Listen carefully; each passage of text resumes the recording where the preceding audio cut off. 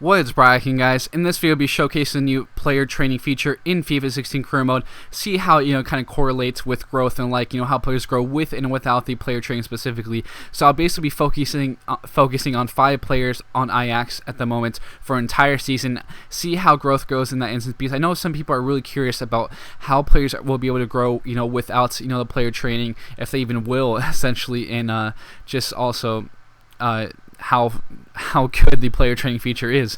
We'll see how it all works. I'll showcase a little bit of my thoughts on it, talk a little bit about it, give some of my tips and tricks maybe after doing this for about a year. There's definitely some nuances to it that I think will take some time for some people to learn and understand. And the first thing I really want to point out is don't worry about overall. I mean, because a lot of times you're really focusing on the same attributes, and overall it's just completely I don't know how it's decided. Essentially, there are a lot of weird factors. I think mental stats kind of have a lot to do with it, but especially if you're focusing on certain stats, you're not going to get huge jumps in overall unless there's some lower end players per se. But you'll see just with the player training, easy, medium, and hard are the levels, and I definitely do recommend trying to play them yourself if you're good at skill games. I personally am not very good at skill games. I do not have the time to do it for EA Access. I would be completely draining probably my 10 hours if I played every skill game every week. That would be bad. That would take a long time. But if you really want to delve into career mode,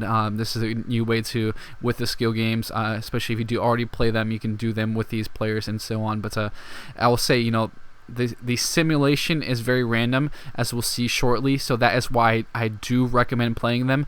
You just have just crazy moments where you have the easiest difficulties with very good players, and sometimes they completely fail, and we'll talk more about the grades and the like for the skill games, essentially, which basically depend how much you grow each week, each session where you're training your players.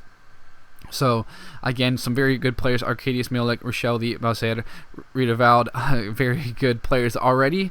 So there's 3 kind of maybe the same types, but they still have definitely room to improve in other places. Onana, I wanted to have a goalkeeper because goalkeepers, especially young goalkeepers, were honestly, in my opinion, just kind of screwed up really in FIFA 15. The growth was just unpredictable. The only young goalkeepers I ever had grow were youth academy goalkeepers. So that's kind of why I went to that. Kenny Tete as a pretty solid right back. Already is very strong defensively. I think you just need to improve him a little bit, maybe in some other areas of the game. And you'll see here, ending the training, you see different grades: B, B, A, A, A. So those were very good results, but that's not going to happen all the time. That was a very good instance. We'll actually go to one where it was crazy. You'll see Riedewald F on 2-on-2 defending, and that is bronze. So that should be a very easy skill game. So that's the thing with the randomness, and it would get really drastic, it seems, throughout the season. So I'm thinking maybe fatigue had something to do with it, but I'm not sure exactly. You see here, Arcadius Milik is away on international duty, as well as Riedewald, so you cannot train them, obviously. But some people might not know that, so I don't want to be a bitch. I don't want to be an asshole, I guess. But I'm sorry. But of course, injured as well. You can't train these players. But we'll move on now and see this last. Just kind of flip through the squad, see how players grow. Onana, tremendous growth. You can see reflexes, position, handling, every area of his game really grew nicely. Kenny Tete, again, I said focus on ball control, dribbling. He improved a lot with agility as well, so that was good to see. Again, Onana, I'll take a look in for you guys. You'll see diving, handling, kicking, reflexes, positioning, all growing at least by 3. Then, of course, reflexes and positioning got a really big boost. Positioning isn't as big, is kind of maybe his flaw per se, but he still has room to improve here. Again, Kenny Tete, taking a look at him. Ball control, dribbling, really focused. Try to improve some of his passing and crossing, get his crossing up a little bit as well.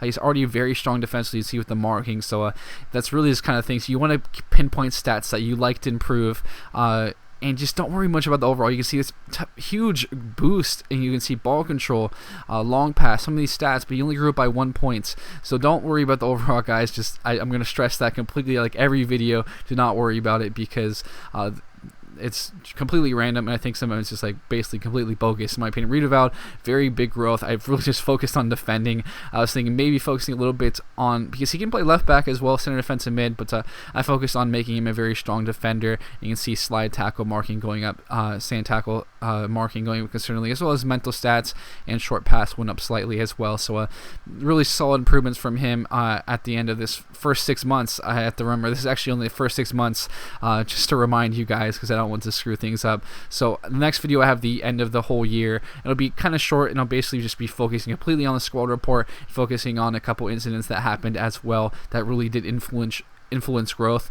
So stay tuned for that. It will likely be up maybe in about 24 hours after this one is going to be uploaded, if not like 12 hours. Very shortly it'll be posted, so stay tuned for the second half of the first season. Then after that we'll just go yearly, likely maybe do a second, third, or fourth, as we were just kind of flipping through the squad, seeing how growth is for some of these players. And of course, big growth from him again. As I said before, passing was the big focus. So he grew very nicely. He's 6 foot center mid, right footed, medium, 3-star weak foot, 3-star skill moves. Is very solid in all facets. Physical stats, as you can see, are very strong, but long pass, short pass went up a bit. Vision as well. Finishing, tried to improve that a bit, because he has the ability to get in some good positions. Some of his other stats aren't the greatest, long shots and but he's definitely be a very attacking minded central midfielder, and he did have some solid growth. And of course, he could definitely focus on different attributes, and I believe I did actually. In the second half of the season, I did kind of move around a little bit, try to find some other areas I could try to improve in his game to maybe reach his max potential. You can see some of these other guys did not grow too much. You can see attributes going up. Nemanja Guedes, definitely already a good player, 6 foot, 24 years old, so I do think that kind of has to deal with it. It's only 6 months in the season as well. Now this center mid looked very solid here, the South African player. Then some of the other younger players did grow a little bit, as you'll see, be kind of focusing on these other guys before we went to the guys that I focused completely on in player training. See Clausen, Sinkraven moving up slightly. Some of these other very promising Ajax prospects, where there's so many good players.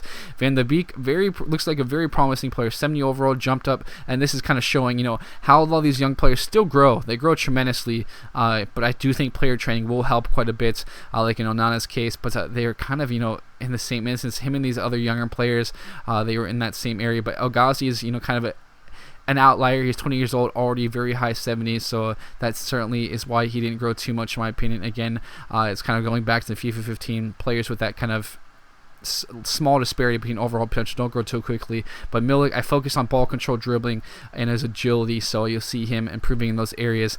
I know a lot of people again like some pacey strikers, some very agile, and nice to see him improve in those areas of his game. I definitely think he'll turn into a very complete striker with these tremendous stats. Physically very solid, of course.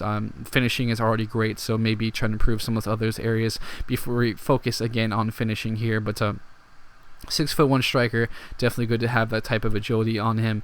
As we're going to move in and focus on some other players here, I definitely would have trained Zivkovic if he wasn't out on loan, but I think, when he does eventually return on loan, of course, we still have another month left to go in this season, and we'll go on to the second season shortly. I will probably focus on him in player training, but some of these other guys did grow very nicely. Victor Fischer wasn't the case, unfortunately, but in this first half of the season, certainly first half of the season all the way up 3, you'll see everything is kind of allocated very nicely in his technical ability, the way it's grown. I think that's kind of the difference between using just kind of having it go through the game rather than using player training to influence growth. I think that's what really happens.